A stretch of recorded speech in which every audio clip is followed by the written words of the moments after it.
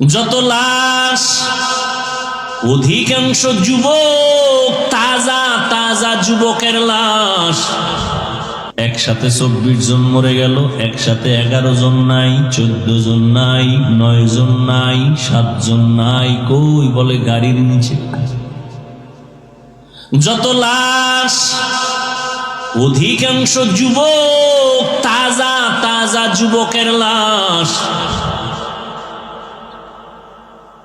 মরণের আর এক নতুন ফাঁদের নাম বাইক।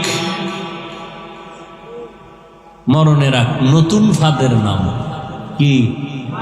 কি যুবকেরা সমর্থন কর, সঠিক বললে কি?